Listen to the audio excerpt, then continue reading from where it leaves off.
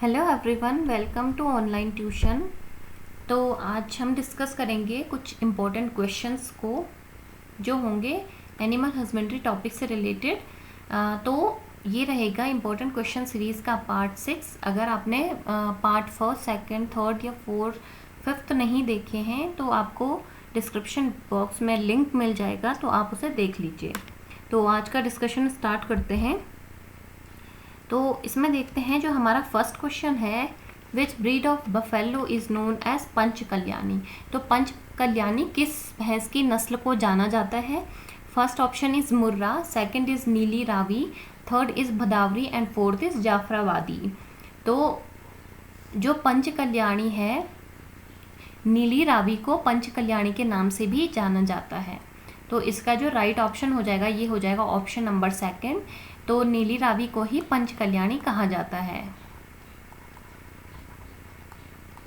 तो जो नीली रावी है, ये है breed of domestic water buffalo.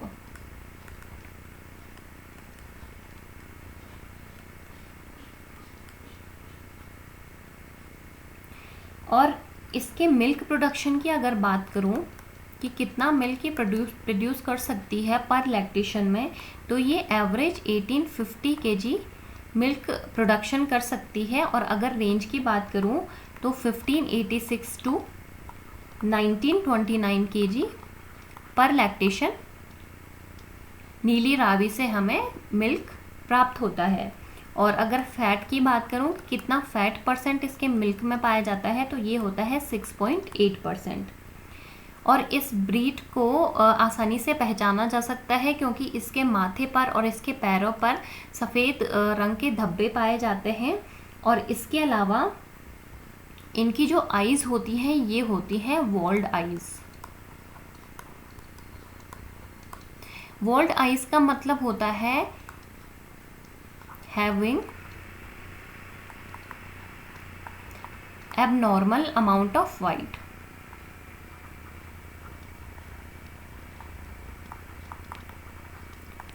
और ऐसे लगता है इनकी आइज़ में देखने पर कि ये आंखें हमको घूर रही हैं, स्टेयरिंग आइज़ टाइप की इनकी आइज़ होती हैं, तो इसे कहा जाता है वॉल्ड आइज़। और इसके अलावा इसकी बात ये जो पाई जाती है फिरोजपुर, पटियाला, अमृतसर, सतलुज और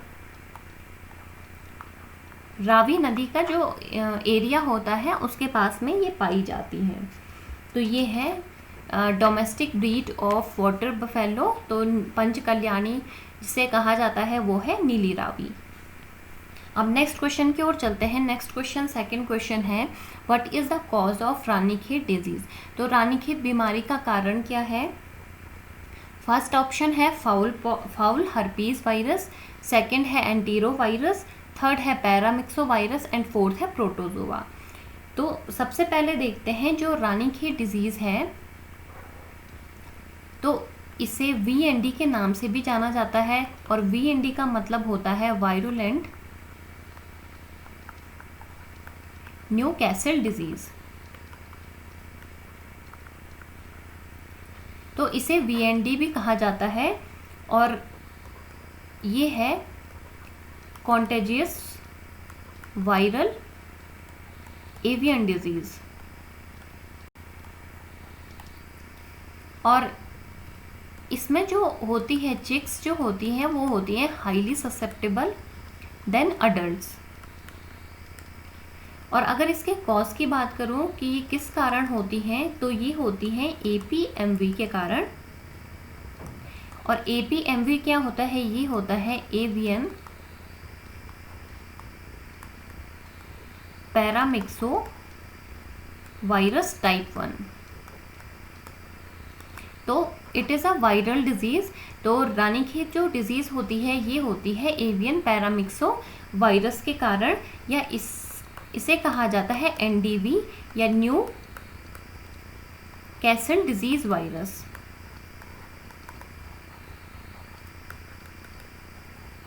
तो इसका जो राइट ऑप्शन हो जाएगा ये हो जाएगा ऑप्शन नंबर 3। तो जो पैरामिक्सोवायरस है उसी के कारण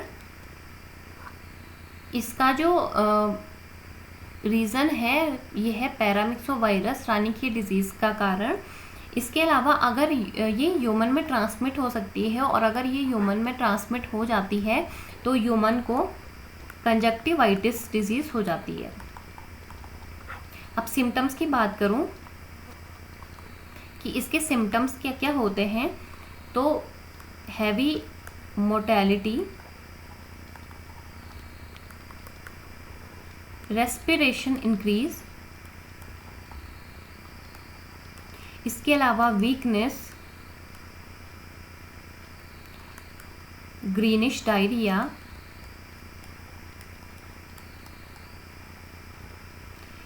रिड्यूस एग प्रोडक्शन, पैरालिसिस और डेथ। तो ये सारे के सारे इसके सिम्टम्स हैं। तो जो रानीखेत डिजीज़ होती है it is contagious viral avian disease, viral disease है जो होती है पैरामिक्सोवायरस के कारण, या इसे कहा जाता है new castle disease, new castle disease virus. और अगर ह्यूमन को हो गया तो कंजक्टिवाइटिस डिजीज़ हो जाती है ह्यूमन को।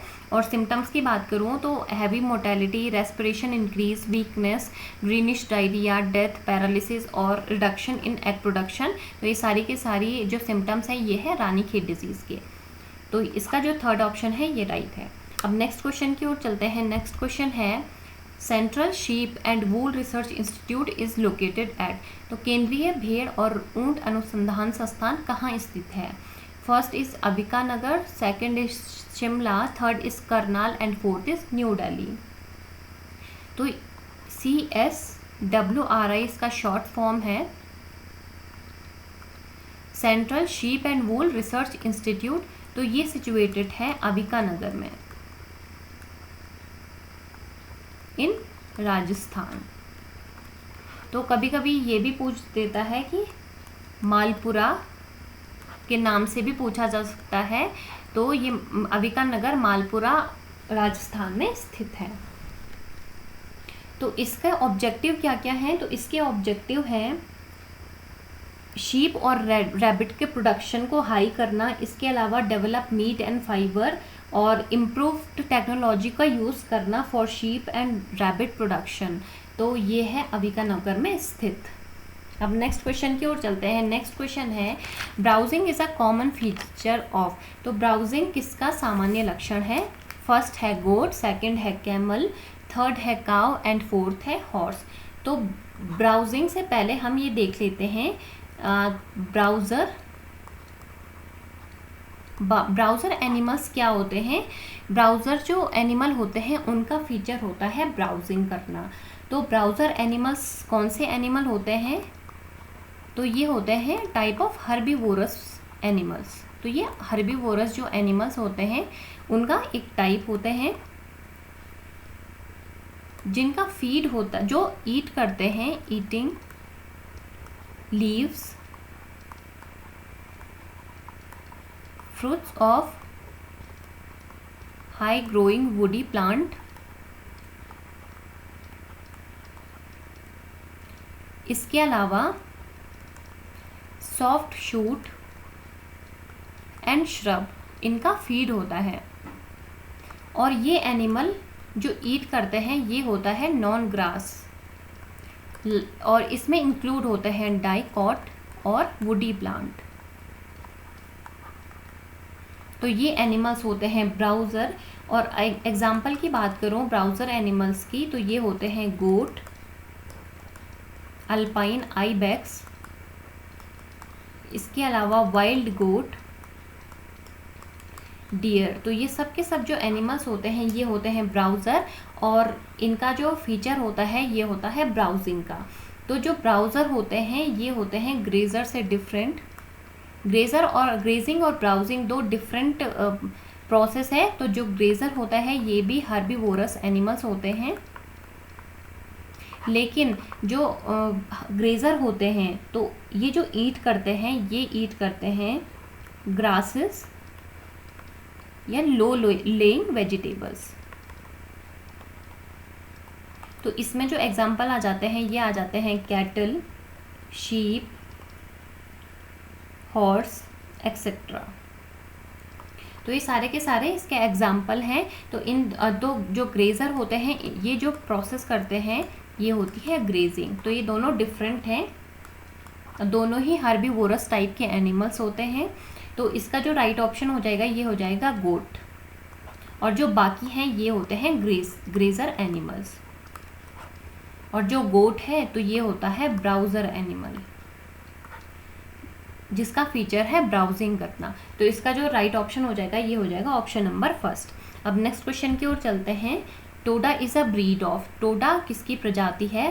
फर्स्ट है शीप, सेकंड है बफेलो, थर्ड है गोट एंड फोर्थ है काऊ। तो जो टोडा है it is a breed of buffalo. तो इसका जो राइट ऑप्शन हो जाएगा ये हो जाएगा ऑप्शन नंबर सेकंड। और इनका जो नाम रखा गया है ये रखा गया टोडा ट्राइब के नाम पर, जो फाउंड होती है Nilgiri in the state of Tamil Nadu. तो इसलिए इनका नाम भी टोडा रखा गया। और जो टोडा प्रजाति के जो बफेलो होते हैं इनमें पाया जाता है थिक कोट, जो हेयर का थिक कोट है वो पाया जाता है। इसके अलावा इनकी long body, deep and broad chest, short and strong legs इनके फिजिकल कैरेक्टरिस्टिक्स हैं। इसके अलावा अगर मिल्क प्रोडक्शन की बात करूं कि टोडा जो ब्रीड है वो कितना मिल्क प्रोड्यूस कर सकती है, तो ये है 500 kgs, जिसमें जो फैट होता है ये होता है 8.2% तक। तो ये है टोडा ब्रीड जो है बफेलो की एक ब्रीड। अब नेक्स्ट क्वेश्चन देखते हैं। 6th क्वेश्चन है longest phase of Easter cycle. तो जो मध चक्र होता है जो चलता है नॉन प्राइमेट एनिमल की फीमेल्स में, तो उसमें सबसे लंबा काल कौन सा है? तो इसमें है प्रोईस्ट्रस, सेकंड है ईस्ट्रस, थर्ड है मेटाईस्ट्रस एंड फोर्थ है डाईस्ट्रस। तो मैंने पहले भी आपको बताया है जो ईस्ट्रस साइकिल होती है ये चलती है नॉन प्राइमेट्स एनिमल्स के जो फीमेल होती है उनकी बॉडी में। और इसके अलावा इन जो ईस्टर साइकिल होती है इसके होते हैं 4 फेज़। तो ये चारों फेज़ पाए जाते हैं और इसमें सबसे लंबा जो फेज़ होता है ये होता है डाईस्ट्रस। तो इसका जो राइट ऑप्शन हो जाएगा ये हो जाएगा ऑप्शन नंबर 4। और इसके अलावा जो सबसे छोटा फेज़ होता है ये होता है ईस्ट्रस, ये स्मॉलेस्ट फेज़ होता है, और ये होता है लॉन्गेस्ट फेज़। तो इसका जो राइट ऑप्शन हो जाएगा ये हो जाएगा ऑप्शन नंबर 4। अब नेक्स्ट क्वेश्चन देखते हैं। Initiation of milk secretion is called. तो दुग्ध स्राव का जो प्रारंभ होना की जो प्रोसेस होती है उसे क्या कहते हैं? तो फर्स्ट है लैक्टोजेनेसिस, सेकंड है गैलेक्टोजेनेसिस, थर्ड है गैलेक्टोपोइसिस एंड फोर्थ है नन ऑफ अबव। तो जो initiation of milk process secretion is called lactogenesis. तो इसका जो राइट ऑप्शन हो जाएगा ये हो जाएगा फर्स्ट। तो ये होती है the process of developing the ability of secrete milk. तो इसका जो आंसर है ये है लैक्टोजेनेसिस। अब नेक्स्ट क्वेश्चन की ओर चलते हैं। नेक्स्ट के क्वेश्चन है गैलेक्टोपोइसिस इज, फर्स्ट ऑप्शन है मिल्क सिक्रीशन, सेकंड है मेंटेनेंस ऑफ लैक्टेशन, थर्ड है milk leg down and fourth है सीजिंग ऑफ लैक्टेशन। तो जो मेंटेनेंस ऑफ लैक्टेशन होता है, एक बार लैक्टेशन की जब प्रोसेस स्टार्ट हो जाती है उसके बाद जो लैक्टेशन है उसका मेंटेन करने की जो प्रोसेस है ये कहलाती है गैलेक्टोपोइसिस। तो इसका जो राइट ऑप्शन हो जाएगा ये हो जाएगा ऑप्शन नंबर सेकंड। इसके अलावा मिल्क प्रोडक्शन में जो हॉर्मोन्स रिस्पॉन्सिबल होते हैं ये हैं प्रोलैक्टिन और ऑक्सीटोसिन। ये भी कई बार एग्जाम में पूछ लिया जाता है कि जो मिल्क हार्मोन होते हैं ये कौन कौन से होते हैं, उनको सिक्रीशन में कौन कौन से हार्मोन रिस्पॉन्सिबल होते हैं। तो ये होता है प्रोलैक्टिन और ऑक्सीटोसिन। और जो गैलेक्टोपोइसिस प्रोसेस है ये है मेंटेनेंस ऑफ लैक्टेशन। तो अब अगले क्वेश्चन की ओर चलते हैं। नेक्स्ट क्वेश्चन है yellow colour of egg is due to. तो जो एग है इसमें जो पीला रंग होता है ये किस कारण होता है? फर्स्ट ऑप्शन है कैरेटिन, सेकंड है एंथोसाइनिन, थर्ड है विटामिन बी एंड फोर्थ है ज़ैंथोफिल। तो जो एग में जो येलो कलर होता है ये होता है ड्यू टू ज़ैंथोफिल। तो इसका जो राइट ऑप्शन हो जाएगा ये हो जाएगा ऑप्शन नंबर 4। तो जो योक होता है एग योक, ये होता है nutrient bearing portion of egg. तो एग का वो पोर्शन होता है जो न्यूट्रिएंट जिनमें पाए जाते हैं। तो अगर योग की बात करूँ तो इसमें पाया जाता है 90% of calcium, iron, phosphorus, zinc, thiamine, B6, folate, vitamin B12, vitamin B5। तो ये सारे के सारे न्यूट्रिएंट्स इसमें पाए जाते हैं। और इसमें जो कलर होता है ये इन्फ्लुएंस्ड होता है बाय चिकन फीड। तो जो चिकन का फीड होता है उससे ये कलर इन्फ्लुएंस होता है। तो जो योग का कलर होता है ये ज़ैंथोफिल के कारण ही पीला होता है। तो इसका ऑप्शन नंबर 4 राइट हो जाएगा। अब नेक्स्ट क्वेश्चन की ओर चलते हैं। 10th क्वेश्चन है salted meat of pig is known as. जो सुअर का नमकीन मांस होता है वो क्या कहलाता है? फर्स्ट है बेकन, सेकंड है बीफ, थर्ड है पोर्क एंड फोर्थ है चिकन। तो जो सॉल्टेड मीट होता है पिग का ये कहलाता है बेकन। तो इसका राइट ऑप्शन होता है फर्स्ट। जो पोर्क होता है ये होता है पिग का नॉर्मल मीट विदाउट सॉल्टेड। तो इसका option number first bacon is right. तो 10 इंपॉर्टेंट क्वेश्चन की सीरीज आज की कंप्लीट हो गई है और PDF आपको अवेलेबल हो जाएगी टेलीग्राम पर। Thank you so much guys.